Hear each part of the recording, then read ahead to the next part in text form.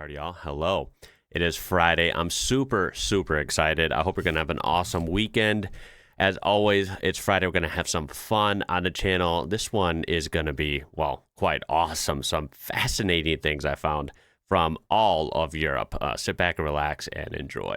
So the first one is kind of just a quick little story, an anecdote from Italy. And this is awesome because this is what, would hope police strive for across the world, especially here in this country where they can be really nice or, well, really mean here in the U.S. It's pretty cool to see. This 87-year-old woman called the police in Italy because she was alone and hungry. Sounds kind of crazy at first, but actually very innocent as well. They cooked her pasta and reminded her that she was not alone. Now, this is so wholesome and such an awesome story, right? At first, you'd think, like, what in the world? She called the police because she was alone? But they actually came through, right? They did. They were amazing gentlemen and came and cooked her pasta. This is awesome and not something I've ever heard of. You know, quite frankly, not something you hear every day. Very, very cool. And kind of restores faith in humanity a little bit because they could have easily, just hung up the phone and said, don't bother us, right? Like, you're calling the police for this. They could have just hung up. But instead, they actually came, gave her company, and literally cooked for her. This is awesome. And here is a little more background information on it, right? You can read this here. The person who generally cares for her didn't show up for a couple days. She didn't want to ask for help from her son, so she tried to make herself dinner. She couldn't. She had a pain in her arm and she was tired, so she called 113, which is the emergency number in Italy, I'm learning. Here it's 911 in the U.S., and I assumed it would be different in other places, and it is. So she called 113, and the police understood the situation, sent a car with two cops, Antonio and Giuseppe, who cooked ravioli with tomato sauce for the lady and helped her eat. So that is freaking awesome. Starting out with an extremely positive post. I love it. Now, I've actually done a video on this next one, but I had to show this picture. This thing is absolutely incredible and on a, forever long bucket list of stuff I would love to see in person because I'm sure this is just breathtaking. Definitely a marvel of engineering as well. This is the Miao Viaduct, of course. Tallest bridge, or one of the tallest bridges in the world. Of course, this is in France. It's culminating at 343 meters, higher than Eiffel Tower, for reference, and around 2,460 meters long. Just a picture. But yeah, you'll have to let me know if you've ever been on this or seen it in person. I'm sure it is incredible. It would be both amazing and, quite frankly, a little bit freaky to drive along this because you are really up there. But it does look like it's built quite well, so I don't think there's too much to worry about. The first captive-bred purple toads, Atophalus barbottini, are officially in Germany. Conservation one country at a time. What on earth is this about? These things are fascinating.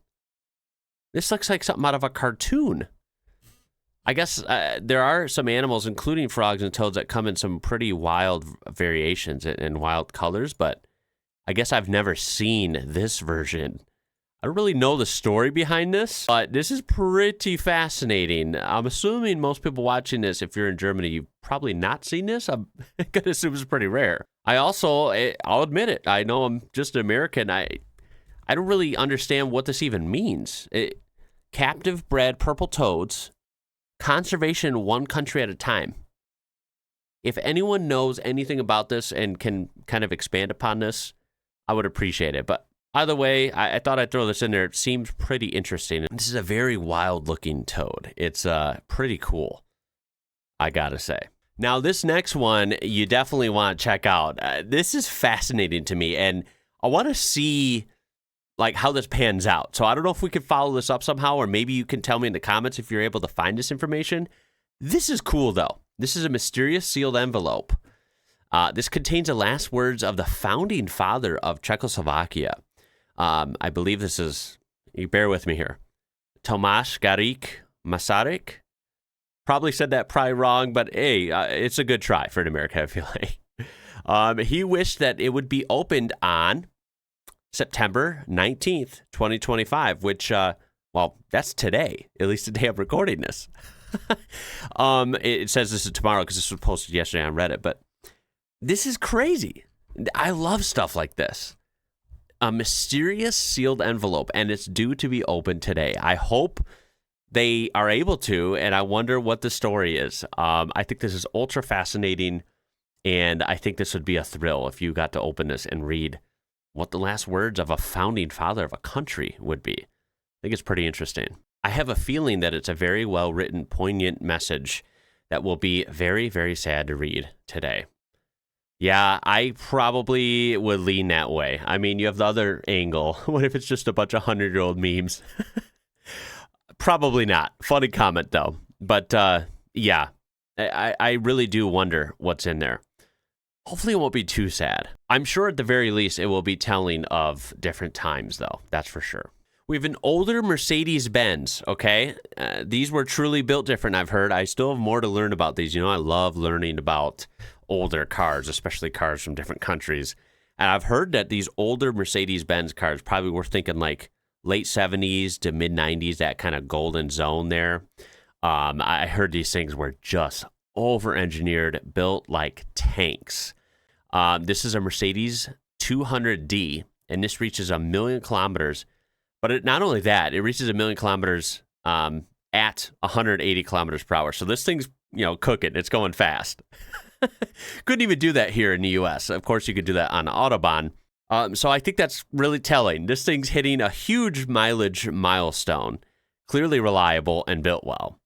And it's hitting it at speed. It's not like it's limping along. This thing is flying. So let's check it out. You see there at 999. And it's going fast. It's cooking. Hard to hear it perfectly, but it sounds pretty healthy. I love these old gauges. And he has the speedometer literally buried. If this isn't badass, I don't know what is. The fact that it's hitting this mileage, crossed over to the odometer literally resets. 1 million. 1 million.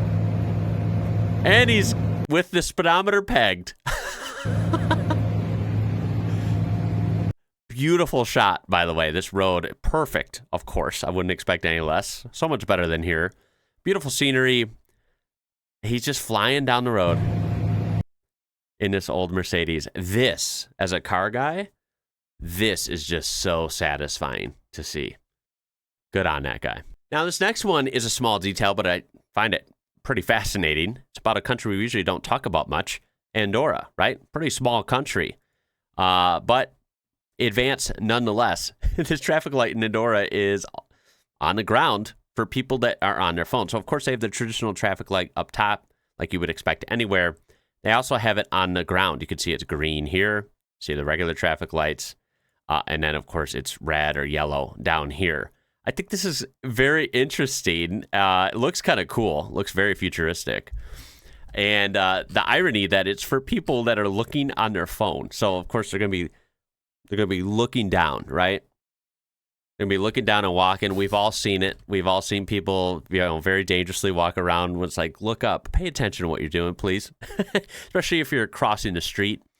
So this gives them a little glimmer of hope that they might see, hey, I'm walking over a red light. Maybe I should stop and pay attention. This is very thoughtful and pretty clever, I have to admit. Over to another country we don't talk about every day. This is Luxembourg. This is from the Junglinster radio towers. This is very high. These radio towers always blow my mind. I like how they're red and white. They're kind of cool looking, a little more visible. I feel like ours are gray here and they're kind of hard to see. So this is pretty cool. And, I find it odd, not odd, I guess, just interesting that there's, bird feces up here, the stains. Birds really get up there. They get all the way to the top and they still take poops up there. So we've all had, bird poop on our car after we washed it and, had to go through that. That's always just a painful thing to see, but not even safe up here. But I have to say it looks like a pretty good view up there, although I don't envy any, technicians that have to go service this thing or change out lights or something. I'm sure we've all seen clips of that. It looks pretty intimidating. Born without upper limbs. Now, bear with me here. Dejana Nejic, I think is how you say that. is a Serbian painter who uses only her feet. This is incredible. That painting is literally incredible. I couldn't do that with my hands, let alone my feet. I couldn't do that with 10 hands. Truly talented. And the fact that she does not let a very unfortunate, disadvantage ruin her life, but rather just becomes something incredible, accomplishes things like this with her feet is just, again, bravo. Let's watch. Look at that. That is absolutely awesome. Look at the detail, too. Able to do precision detail with her feet, literally holding it like you would with your hand. I'm just blown away. Even signs it. That is absolutely awesome. Good on ya. Seriously, I love to see this. I love people overcoming crazy odds, right? That is absolutely incredible. Seriously, bravo again. In England, you sometimes see these wavy brick fences. And curious as it may seem, the shape uses fewer bricks than a straight wall. A straight wall needs at least 2 layers of bricks to make it sturdy.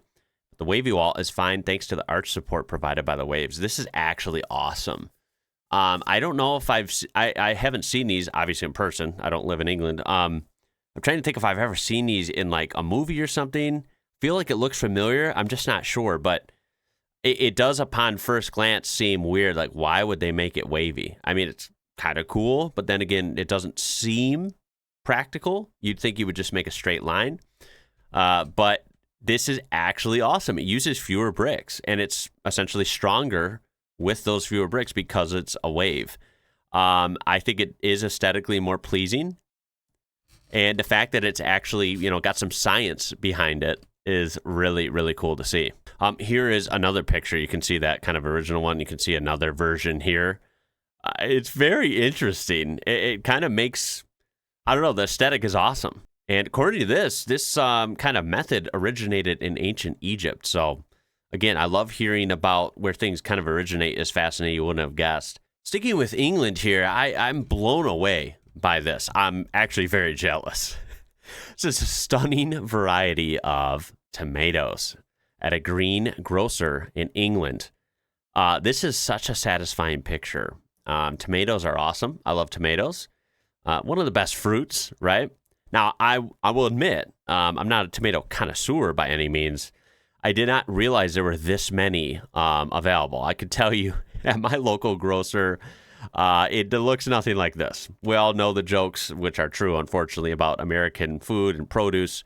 Hard to find good stuff. A lot of it is, not great, especially at mainstream supermarkets. Seeing this is just beautiful. It makes me very hungry for just real earth, food like this. It looks spectacular. Look at the colors and all the variety. I feel like in regular stores around me, you might find 2 or 3 varieties, and that's it. I mean, this is what? Like a dozen or more, maybe almost 2 dozen. Such a cool picture. Damn, England, y'all got the best tomatoes. I'm calling it from this picture. The Mayflower moon rises through the sea mist at St. Mary's Lighthouse on the north coast of England. Sticking with England again for this one. Shout out. This is absolutely stunning. Great capture. Perfectly framed here. Look at this beautiful lighthouse with that very eerie and beautiful at the same time Mayflower moon. I mean, wow, does that thing look huge. I can imagine this was very fun to see in person. Wow. Going over to Portugal, this is the size of the waves in Nazaré, Portugal. So somewhere along the coast. That is freaky, man. Again, nature is crazy powerful.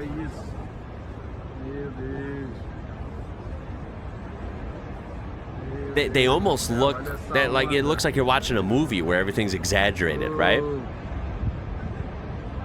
Wow, the way those crash down. Look at that splash. Again, look at how small the people look over here, right? This is a across a great distance, you can really see kind of that perspective, how big these waves really are. It's insane. Is this normal? Or is this just during a real high tide, you know, kind of event? Because if they got waves like this every day, holy smokes, what a show. Definitely wouldn't want to be swimming in that, though. So be careful.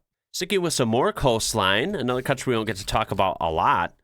A lot of Americans might not realize how beautiful some places are, right? I've discovered, you know, over the last few years, like Croatia, for example, is beautiful. And I think a lot of people don't understand how pretty some places are because a lot of other countries kind of get all the glory, right? Well, Albania, I don't know much about it. And a lot of Americans probably know nothing about it. I at least know where it is on a map. But these are some beaches in Albania. I thought I'd throw this in there.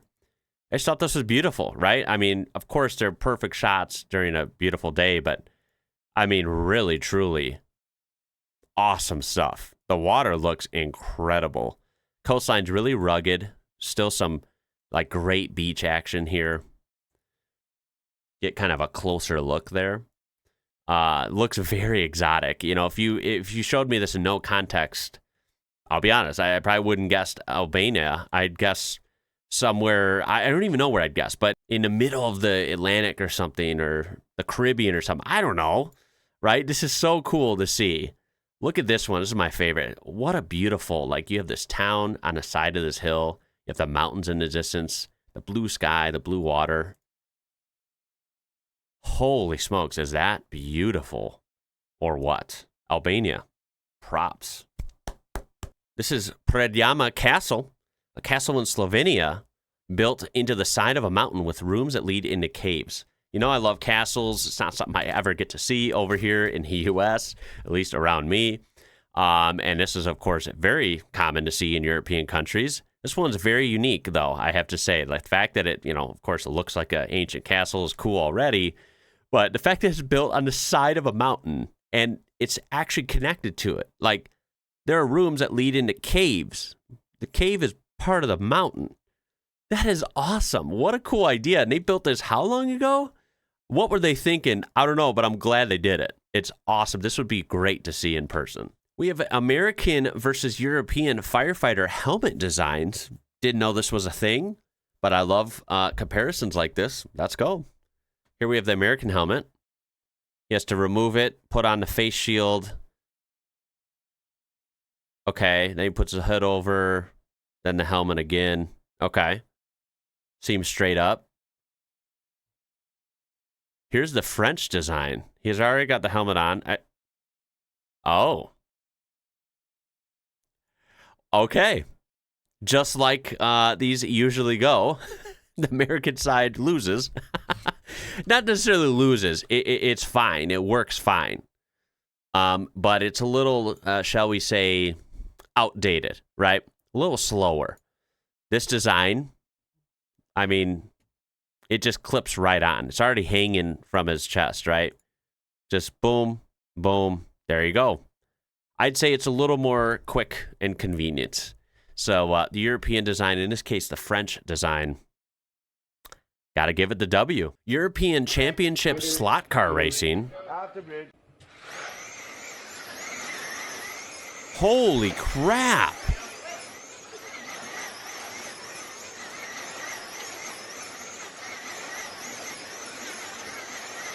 How on earth do they even know what's happening? You can't even see the cars. You can't even see what color they are. They're literally going by in a blur. This is incredible. That track is actually really cool. Geez, man. How do they understand what's happening? How do you tell who wins? This is wild. Oh, my God. Yeah, I was going to say, there's got to be some crashes, right? There's got to be. I'm surprised they were that kind of calm, the crashes. I would have pictured these cars at that speed flying off into someone's face, right? Like, someone, you got to really watch out. This is kind of a dangerous spectator sport if you're close to the track. Wow, how fascinating. Also, that track is tough. That guy just stepped on it. Holy smokes. what did we just discover here? Some of the most famous European crowns or headstones throughout history. Now, this is something I know nothing about. Of course, I don't see this ever in like American daily life. This is really cool, though. I have to say, it's kind of striking how different they really are. I didn't know you could do a crown in so many ways, but here we are, right? Very, very interesting. Some of them are kind of on the lighter side, very kind of elegant almost. And then we have this one, right? They're small and kind of like very lightweight, they look like. And then some of them are just extravagant, like really solid, heavy, decorated, totally over the top. And I love it. It's really kind of interesting.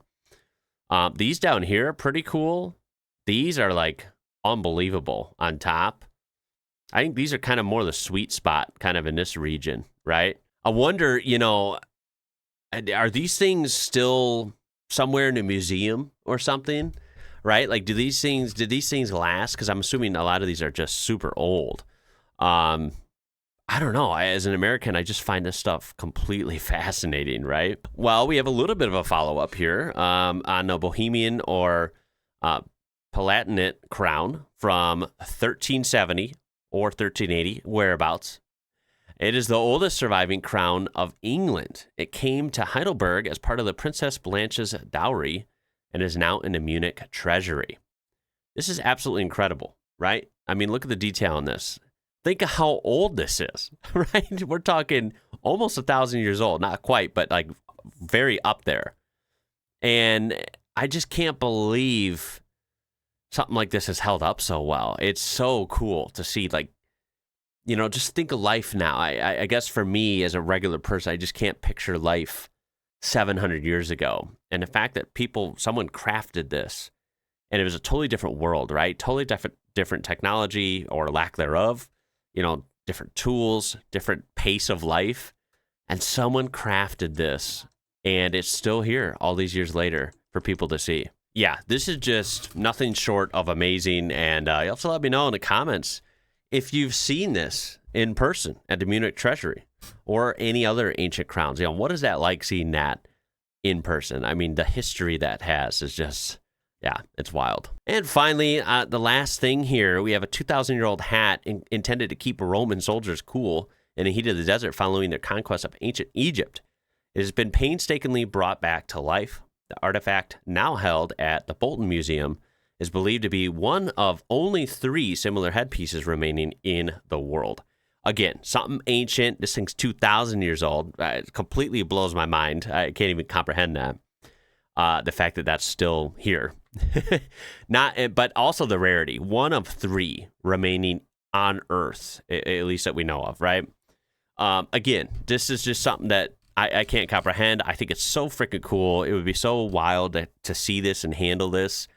Looking at history in person right in front of you is just, it hits different. And I feel like Europeans have really great access to history, at least, within their immediate area, different, more so than over here, I'd say. Also, I wonder what material this was. I mean, we're talking 2,000 years ago, right? I have no idea. I wouldn't even begin to know what to guess what material it is. So if you do know that, again, let me know. I think this is just, wow, right? It's also funny picturing a bunch of Roman soldiers wearing this. It's just not what I would normally picture first. But of course, this is a very specific circumstance, in the desert. Anyway, I am going to cut it there. It is Friday, like I said. I hope you're having an awesome day and, of course, going to have a fun weekend. I had a lot of fun with this. Some very fascinating posts in this one. At least I hope you agree. I appreciate you watching, and hopefully I'll see you in the next one. My name is Ian. You're watching IWrocker. Until next time, y'all. Catch you later.